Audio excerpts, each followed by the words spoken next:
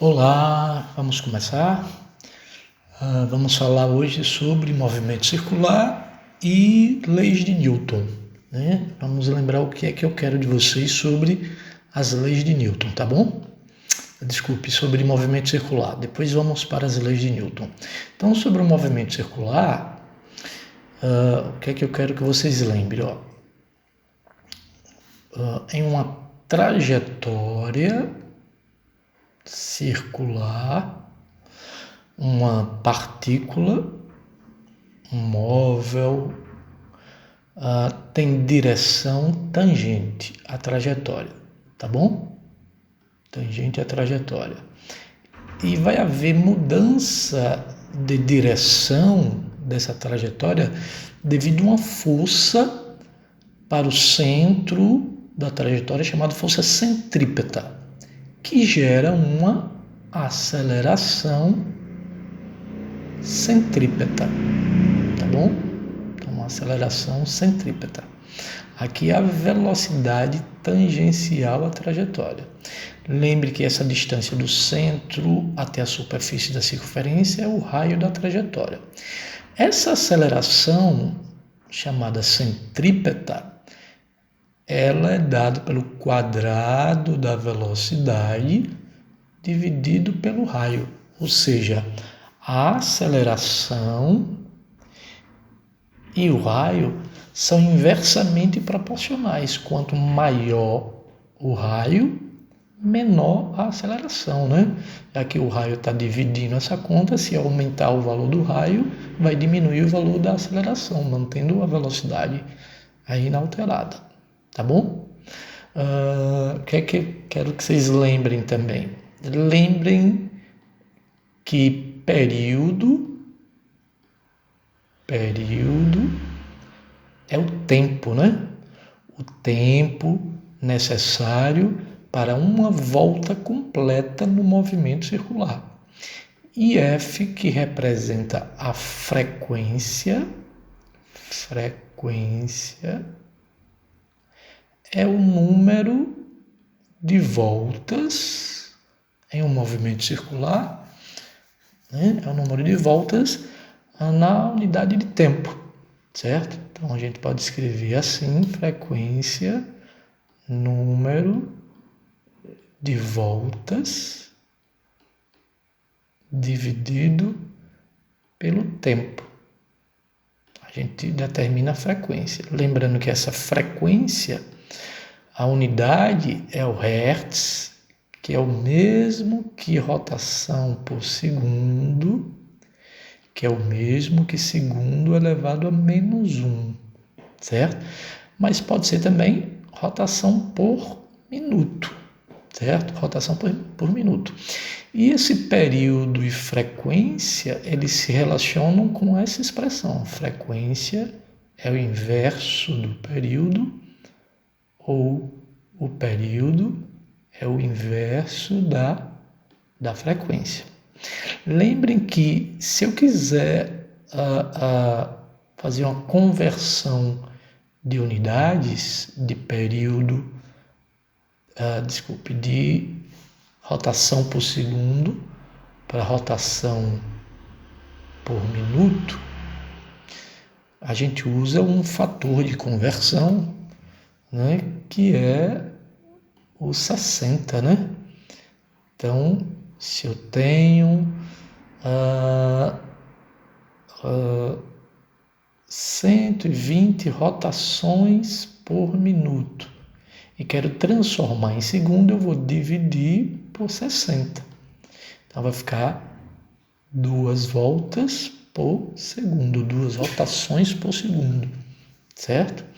Se eu tenho 3 voltas por segundo e quero transformar em rotação por minuto, eu multiplico por 60. Então, 3 vezes 6, 18, com 0 que sobrou, 180 rotações por minuto, certo? Então, lembrem disso. RPM para RPS divide, RPS para RPM multiplica. É só vocês observarem o seguinte, fiquem atentos a isso aqui, Observe que em RPM o número é maior que RPS, certo? Em RPM o número é maior que RPS.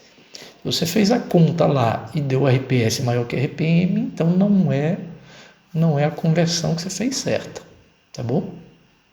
Certo? Então, ou multiplica, ou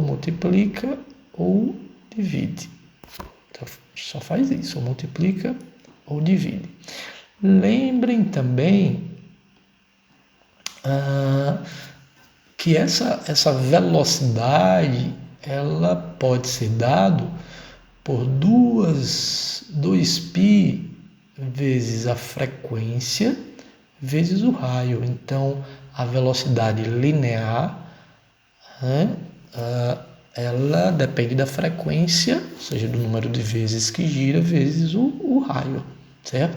É como um pneu girando, né? Então, essa velocidade depende da frequência, né, da roda e do tamanho da roda, o raio da roda, certo? E outra coisa, o acoplamento, né? Acoplamento. Se o acoplamento for por correia, certo? Acoplamento por correia, nós teremos uma correia unindo essas duas rodas aí, os cilindros, certo? Se aqui for raio da polia A e aqui for o raio da polia B, as velocidades nas periferias dessas polias são iguais, certo? Então, a frequência de A vezes o raio de A é igual à frequência de B vezes o raio de B, certo? Então, é essa expressão que vocês vão usar toda vez que tiver correia, certo? Ou for dessa forma, uma correia dentada, certo? Vamos ter o giro de um em um sentido, o giro de outro em sentido contrário. Vamos usar essas mesmas expressões, certo? Agora, se o acoplamento for do mesmo eixo, ó, eu tenho aqui uma imagem de uma roda com raio RA e tem outro círculo aqui dentro com o mesmo eixo, só que agora ela é menor, que eu tenho um raio de B. Neste caso, certo? As velocidades angulares que são iguais, certo? Se a gente girar a roda A, vai girar a roda B, fazendo com que as frequências sejam iguais, tá bom? E aí nós podemos usar V de A sobre R de A igual a V de B sobre R de B. Isso porque V é igual a ômega R. A velocidade linear é igual à velocidade angular vezes o raio, certo? Observe nessa imagem aqui, ó, certo? Aqui a gente tem um acoplamento por correia. Deixa eu subir aqui. Um acoplamento por correia. Aqui um acoplamento com o mesmo eixo. E aqui um cenário mais real, né? Certo? Se a gente observar na imagem da bicicleta, né? Observe aqui que ele chamou de coroa, aqui a corrente e a parte traseira a catraca. Então, aqui é um acoplamento por correia, certo? Então, a coroa dentada e a catraca, certo? Estão interligados por uma corrente e aí a gente vai usar, certo? Essa relação, frequência de A vezes raio de A igual a frequência de B vezes o raio de B. Ou frequência da coroa vezes o raio da coroa é igual a frequência da catraca vezes o raio da catraca, certo? Agora observe, ó, se a gente analisar a roda e analisar a catraca, eles estão no mesmo eixo, ó. Então a roda com a catraca, eles fazem parte dessa combinação aqui, ó, desse acoplamento com o mesmo eixo. Ou seja, eles terão a mesma frequência, a mesma velocidade angular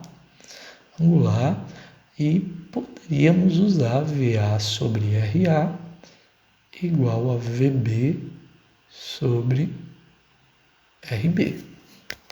Perfeito? Então,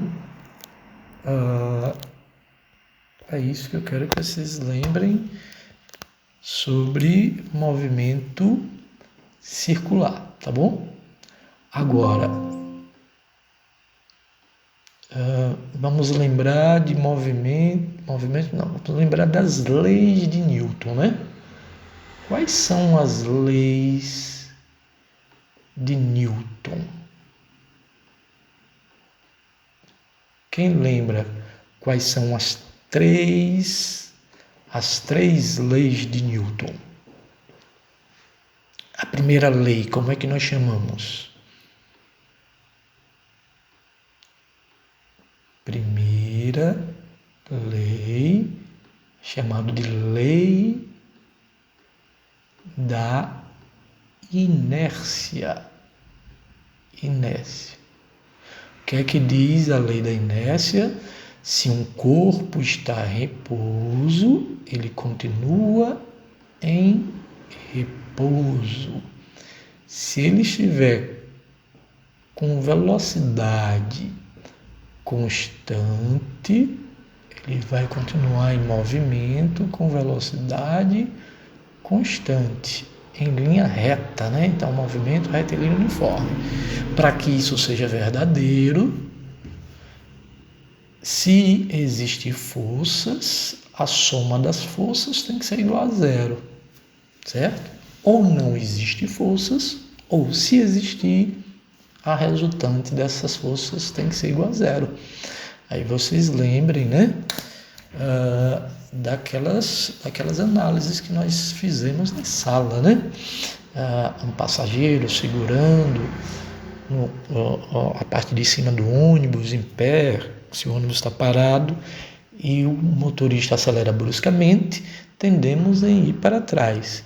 Agora, se o ônibus está em movimento a 100 km por hora, o passageiro também está a 100 km por hora. Se o motorista freia bruscamente, a tendência dele é para frente. E por isso o cinto de segurança, né, para quem estiver sentado, nos protege, certo? Quem já andou a cavalo, lembrando, né, está lá andando a cavalo, de repente o cavalo para de se movimentar bruscamente, e quem está no cavalo, a tendência é continuar em movimento, ir para frente, certo? E outra série de exemplos que fizemos em sala. A segunda lei é a expressão, tem uma expressão matemática nela, né? É o princípio fundamental da dinâmica. Princípio fundamental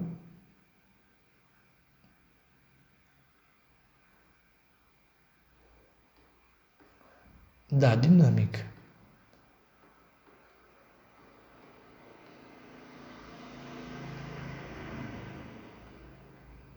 O princípio fundamental da dinâmica, ele diz agora, né, numa relação de causa e efeito, né?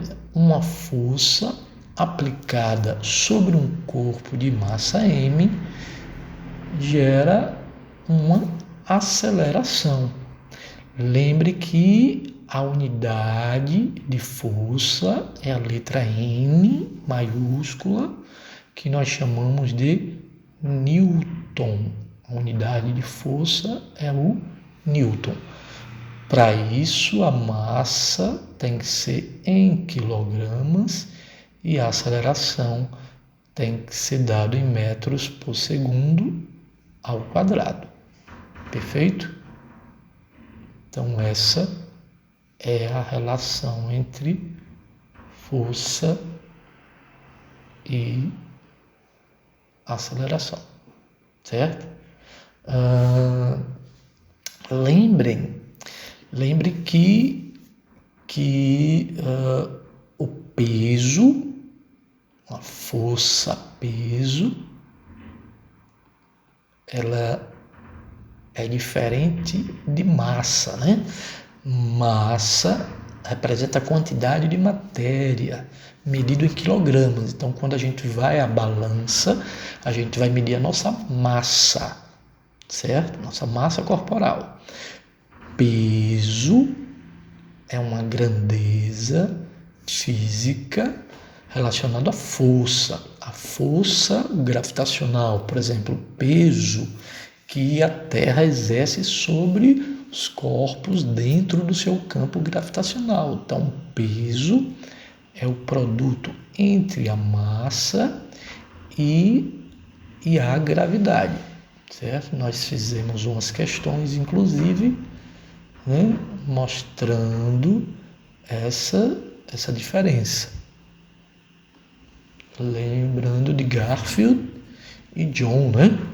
Então, se eu tenho uma massa de 50 quilogramas, qual o peso desse corpo? Vamos considerar a gravidade na Terra como 10, só para efeito de cálculo, mas nós sabemos que é 9,81, certo? Então, 50 vezes 10... Então, o peso na Terra é de 500 newtons. Vamos imaginar agora qual será esse peso na Lua. Peso na Lua, a massa não altera, né? Sendo a gravidade na Lua aproximadamente 1,6. Então, 5 vezes 6 dá 30, sobra 3, 5 vezes 1, 5 e 3, 8. Esse zero desloca a vírgula para cá, então 5 vezes 16 dá 80 newtons. Então, peso na Lua, certo? Então, lembre que peso é diferente de massa. Então, se eu perguntar a algum de vocês, qual o seu peso? Então lembre que se eu falar peso como sendo força gravitacional, certo? O peso, vocês vão pegar a sua massa e multiplicar pela gravidade. Agora, se eu perguntar qual é a sua massa, é a quantidade de matéria, é a massa da balança, né? Quando a gente vai medir a quantidade de matéria. Certo, gente? E se a gente quiser calcular, vamos supor, a força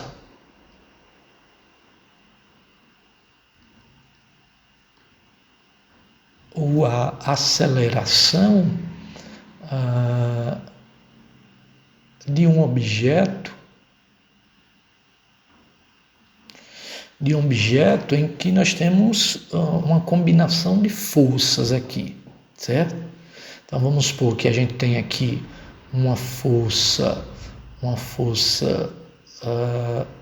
de 3 newtons e uma força de 4 newtons. São perpendiculares entre si. Sabendo que a massa é de 2 quilogramas, né? Vamos determinar a força resultante e depois a aceleração, aplicando a segunda lei de Newton. Por exemplo, lembre que toda vez que os vetores foram ortogonais ou perpendiculares entre si, né? Ou seja, formam um ângulo reto, o quadrado da força resultante é a soma do quadrado dos catetos. Então, 3 ao quadrado, 9, 4 ao quadrado, 16, como aqui é o quadrado, vai ficar raiz quadrada, 9 mais 16 dá 25, e raiz de 25 é 5. 5 newtons, essa é a força resultante, certo? E para determinarmos a aceleração, aplica massa vezes aceleração. Então, a força é 5, a massa é 2. 2 vai passar para baixo dividindo. 5 dividido por 2 é 2,5, né? Então, 2,5 metros por segundo ao quadrado. Essa é a aceleração. E a terceira lei de Newton? A terceira lei de Newton agora, né, nós chamamos de lei ação e reação. Para toda ação existe uma reação, certo?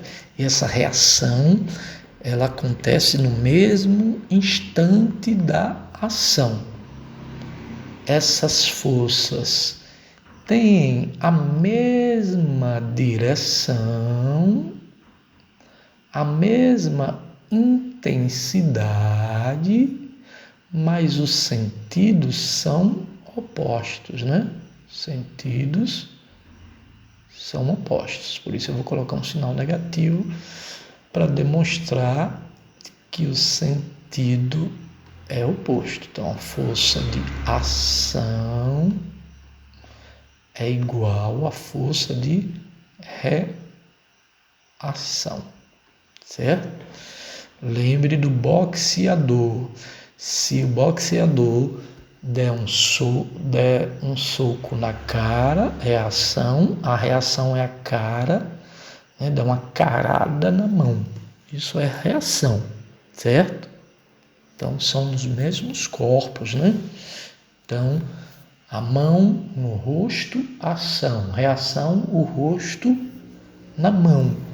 E possuem a mesma intensidade. A mesma intensidade, certo? Mas nunca se anulam. Por quê? Porque a mão na cara e a cara na mão são em objetos diferentes, certo? Objetos diferentes. Ação. Ok? Então, bons estudos para vocês, certo? E até a próxima. Tchau.